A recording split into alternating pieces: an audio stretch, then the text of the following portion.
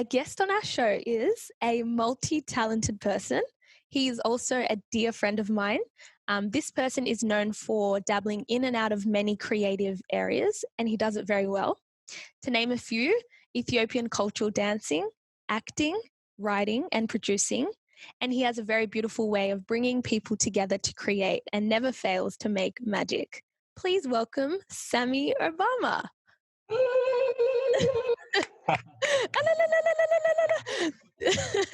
Why not add a bit of Ethiopian flavor to it, huh? How are you, Sami? I'm good. Thanks so much for having me, Lydia. How's it going? It's going really good. I'm actually really excited to talk to you because I feel like there's so much to talk about. You're very inspiring, Sami, honestly. And I've had the pleasure of working with you in acting and in acting. Camera, in front of the camera. I think I'm really loving the way the direction that you're heading as well, just like really throwing yourself into the deep end, getting into the uncomfortable and learning and soaking up everything as you go. I think like you're really inspiring. You inspire me, Lydia, for sure. Wow, well, you inspire me too, so we will continue to inspire each other, but this is about you. I want to know first, what type of creative are you? Because I've obviously tried to give you a little intro, but you can do it better. Well, I guess like my main thing has always been acting. That's been the main thing that I wanted to do, is tell stories. I love stories. I grew up being told stories by my grandmother, my friends in the villages in Ethiopia. So I grew up around stories, and I was a very imaginative kid. My imagination was the best thing it's the best thing that's ever happened to me, being free to be creative, because I spent so much time being by myself in Ethiopia in the countryside as a shepherd. I grew up as a shepherd. Yeah, talk to us about that, because I remember in an acting class you told us a bit about how the idea of acting became apparent to you, because you didn't actually know through TV initially. I've never laid my eyes on a TV until when so I grew up in the mountains, just like shepherds and other friends and stuff like that. So we used to do a lot of I guess we didn't think of it as acting. We used to call it drama or something. That was like the term for it. But I didn't even know what it exactly was, and I didn't know you can make a career out of it. I just thought it was something fun that we used to do. We used to have rocks and use it as merchandise. We used to pull from the trees and use it as money. Just real using our imaginations just to pass times, because there was no technology then. The only thing that was around us was leaves and rocks and insects and animals and yeah. So that was the what inspired me to be an artist. But go to your question, what type of artist I am, I would say that I'm an actor first. Right. I'm also I keep the culture true, and I dance Ethiopian traditional dancing, learning the history behind it, the meaning behind it. Actor, dancer, film producer. The reason why I got into producing and actually taking it serious is because I wanted to be an actor first, but because there wasn't much roles for people of color here, I guess for real Africans like me and many others, that there hasn't been a recognition for us in the media. So I wanted to just be the one to just take initiative instead of complaining. I complain, don't get me wrong. I'm complaining every motherfucking time, because why should I even be? I'd have to beep that out. It should just be normal, you know what I'm saying? It should be, every person deserves an opportunity, that's the way I see it. So, but I guess you get tired of complaining and it's what can I do about it? That's the thing that I ask myself, is what can I do about it now? And I luckily have, I've studied film, so I know how it works. And so I'm just why not gather a team of creatives that are also, feeling the same pain and anger as me, and just get together and create some shit and use our pain for fuel. Right. So you took the matter into your own hands, because there is an issue. It is true with regards to representation, or like, you know, there's not a lot of roles at this point in time in our current climate for people of color. I think it's getting better, definitely, but I like that you've taken that into your own hands and decided to create, because a lot of us, we don't actually need to rely on the industry completely to get content out these days. And that's a testament to social media and the ability we have to actually make something go viral if we really want it to. So my next question is, what were you working on specifically leading up to quarantine? Leading up to quarantine, I was working on this show called Queen of Sheba, which is, we're still working on it, but I put that aside after the whole, everything just like shut down and everybody was panicking. So it's like, okay, the best thing we could do right now is keep on pause. And then another initiative came through by Screen Australia. It's called Skip Ahead, for those who create content on YouTube who have over 25K subscribers. Which, by the way, how many subscribers do you have? Right now, I think I'm reaching my 80K. 80K on YouTube. Amazing. Yeah. So I was eligible to apply for that. So I after we've done that short film, The Last Supper, I showed it to our friend Shanella, and she loved it. And I've been telling her to create, you know, that the watching that you guys did, you know, that funeral scene. I've been telling her, like, film, like, I want to film it, I want to produce it, you know. And she saw The Last Supper and she was like, whoa, that's crazy. I love the quality. I love the, like, just the, like, everything, you know? And I was like, well, why not turn it into a series? Let's turn it into a series. Like, let's write something about it. And then we've adapted a serious version of The Last Supper. It's going to be under a new title called Kings. And It's pretty much the Australian version of you know, like, there's, I don't know if you know, Animal Kingdom meets Top Boy, and style of The Godfather and Power. It's pretty much like taking our favorite gangster movies, films, and TV, and telling it from an Australian perspective. African Australian, Polynesians, and all the Asians, and all the other ethnic groups who are in, you know, in gang activities in Australia, and it's like we created a fictional world. And I think with that short film, because it's kind of, this idea for this show that you're working on was inspired by the short film that we just released. And I think that a lot of people were wondering, like, what was the context behind that? Because it was a 7-minute short film, and it was very high and it was very intense. And it's really good that we're kind of going to be breaking that down now and extending that story over a series so that people can have more insight into the context around it. I think, like, we're taking the theme and the tone from The Last Supper, but the context from The Last Supper is pretty much, it's about betrayal, and about brotherhood. It's about family, and again, if you see from The Last Supper, right?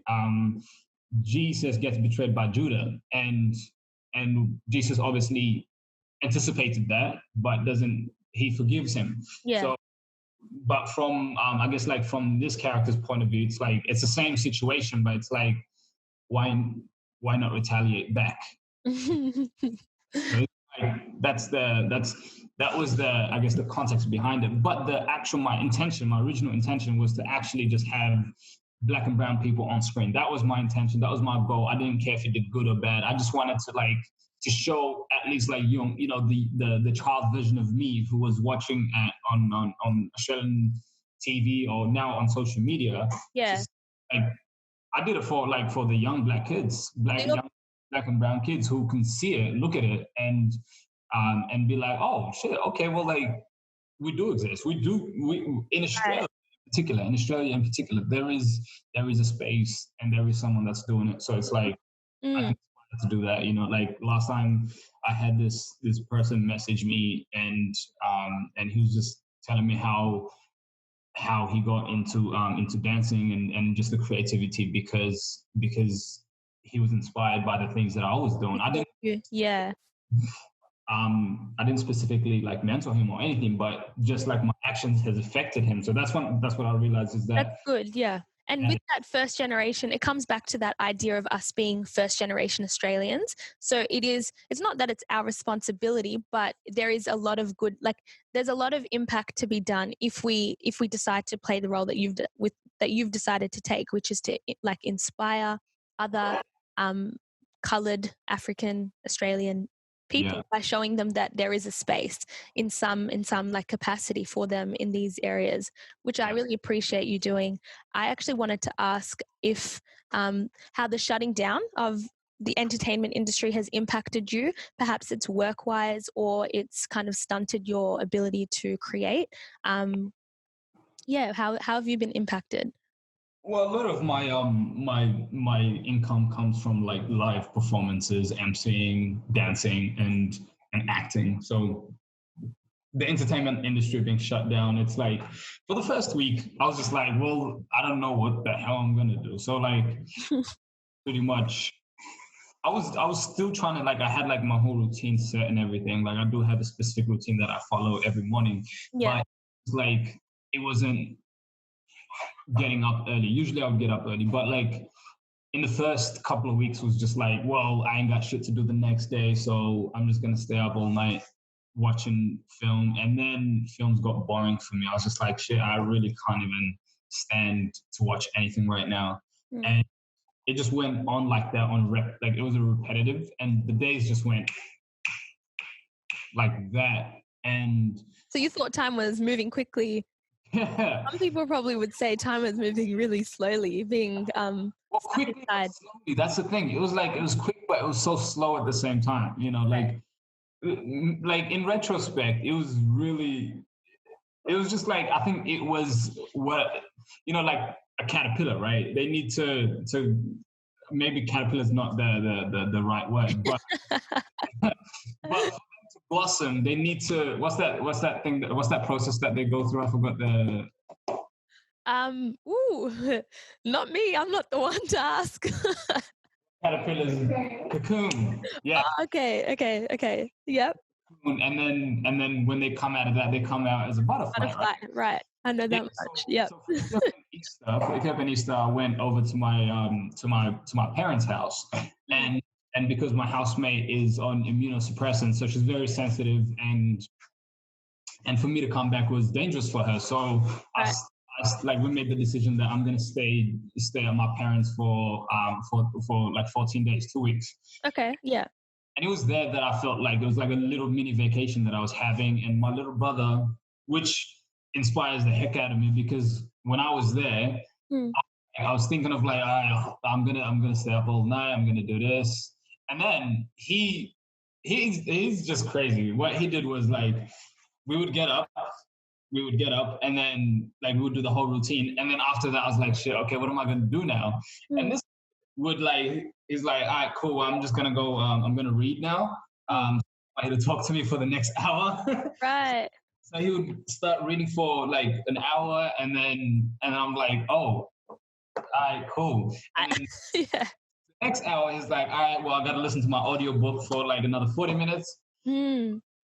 All right, well, I'm just gonna like do push-ups or something.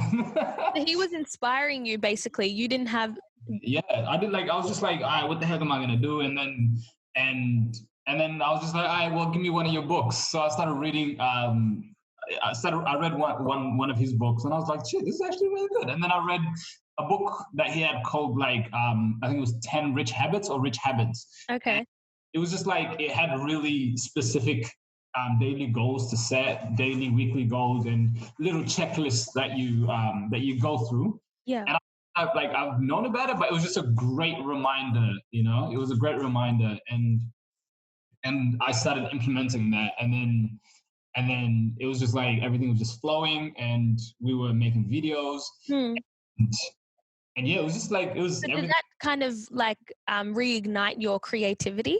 Yes. I was writing a lot. I was writing a lot longer. And yeah, it was just like, it definitely, I think it was great that I felt like it was a really, because there's like a nice beach there as well. It was like near the ocean and stuff. So I felt like it was a well rested space that I needed. Yeah.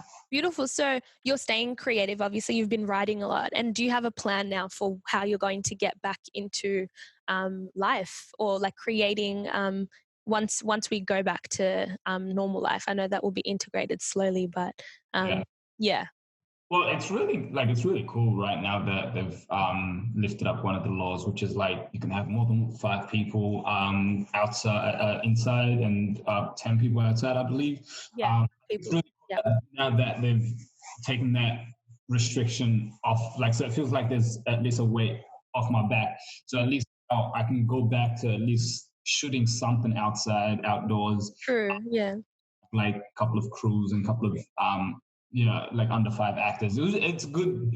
It's good because like I think I was very resourceful with the crews and teams that I have when we start shooting. Anyways, so I think it's You only really need between 5 to 10 people. I think you can have 10 people outside. So yeah. I think it's a great relief right now. It's really great because I think there's just that I don't have that burden to carry anymore of like, oh, I gotta stay at home. So it's I'm gonna go back to filming. To answer your question, we're gonna be filming a lot more now. Beautiful. Yeah. I mean, life's pace before all of this happened was quite quick, wasn't it? So I think that, I don't know if you could say that it was refreshing to have this time off, but it sounds as if you're really excited to just get back into things. Before we wrap up, Sami, did you want to speak about, because your story to me personally is quite inspiring, of how your focus shifted from being a kid, I guess, into getting into art. So do you want to quickly talk about that to wrap up? Yeah, sure, man. Well, look, like I think growing up, like I hate to use it, but I'm gonna use it anyways, just for people to kind of, I guess, relate to it. It's like growing up as a Black kid in Australia. It's very confusing, especially as a migrant Australian. It's confusing because for those who are born here, a lot of them, like, it's hard for them to relate to their culture. So it's hard to relate to the Western culture. So it's like you grow up confused. Yeah. And the only thing you can do is look at someone that looks like you, whether it's in music videos and movies, and relate yourself to that. You know, a lot of the films and movies and music videos that they've shown of like people of color, of like Black people, it hasn't been really positive. So that, like forgetting my culture, putting my culture aside, being shamed by it. So I decided to just like to follow that trend, whether it's like, going around, hanging out in the blocks, getting into trouble, and then obviously, getting arrested in that. It wasn't a very fun life. So I was locked up. I went to juvie, and after I came out, that's when I made the promise to just like, I don't want to do any harm to any at all. The only thing I want to do is I want to bring joy to people's life. And fortunately for me, I had somebody that believed in me. I had a support worker that asked me, "What do you want?" And I told her I want to be an actor. And she said, "What can I do? What can I do to help you do that?" I told her, "Enroll me at an acting school, buy me a camera, and sign me up to an agency." You knew what you wanted. I love that. Yes, keep going. I knew what I wanted. That's what saved my life. Was I knew that I wanted to be an actor. Enrolled me at an acting school. It was called Green Trees for under 18s, and for over 18s called Brave Studios. And the teacher that I had there was El Mendelis, who became like my second mother. She like took care of me, knew my story, and made sure and fought hard that I wouldn't end up back in the slanging game, back in the streets again. And she believed in me. She believed in me, her and her husband. The first man, I told her I'm going to be the best actor in the world. I'm going to be the greatest. I'm going to be the next Will Smith. Like our first interaction. And then they just laughed. And then we'll see about that, we'll see about that. And from that day on, I just worked to prove them right, that that they're not wrong for believing in me. So I think what helped me is that I had somebody believing in me and that you respected and looked up to and appreciated for their efforts. Yeah. And I wanted like, I told myself that like the things that they've done for me, I want to do for others. That's the kindness that they've shown me. I want to show that same kindness to others. That was like that was my turning point in my life, was Wow. having somebody like that that inspired me and that really shifted my life and showed me a different way, different. Mm. And that's a whole topic of conversation, the power that there is in at least just one person believing in you. And that can take you all the way. It's I think people talk about it with even teachers, just having that one teacher who Yeah, believes in you. yeah. Mm, She was that one teacher because she was right. my acting teacher first, and she had no obligation. She had no she gave me a lifetime scholarship at Brave Studios. I mean, to take me under her wings, which Mm, was really great because like one, I was the only black guy there, yeah. and two, it was like it was inspiring, and it was like I felt very privileged that I have these honors, and I felt very lucky. I'm just a very lucky person and very fortunate, like, for all the blessings that I've received in my life. I'm like super blessed, and I'm like so thankful and so grateful for all the opportunities and everything that comes my way. Mm, I'm it's amazing. I think I should have, like, there's been many opportunities where I should have been out in the street, sometimes dead. right. Um, but I'm just so happy to be living and alive. Yes, and that's why you have such a heart for helping people and getting people on board, because that's one thing about Sami. He's always reaching out to different people, giving them opportunities to jump on his projects. And I definitely think that people should check you out. I think that this conversation isn't over. I think we have to have another conversation of this nature, because there's a lot to cover, and you have so much inspiration in your story. Sami, thank you so much for coming onto this show. I really do appreciate it. I really do.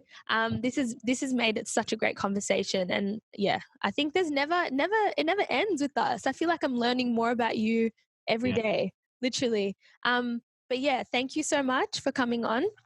We appreciate it. Did you want to tell people your social medias? Sami Obama is my Instagram, Sami Obama Studios on my YouTube.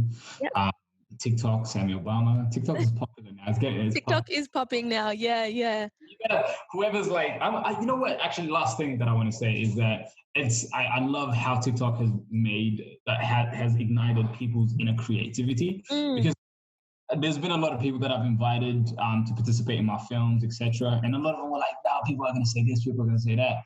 But since TikTok, like, a lot of them have been messaging me saying like, "Yo, Sami, let me know when you're working on your next project." mm, Like, I've been feeling so inspired and so creative, and I feel like it's because of TikTok. mhm. Like, you gotta go, but I'm like, yeah, it's that was just the last thing that I had to. No, no, no. Thank you. Thank you. Everyone check out his TikTok as well. All right, Sami, I'll let you go now. I will speak to you off camera a bit later on. All right. Take care. Have a good one. Thanks Thank for you having me. so much again.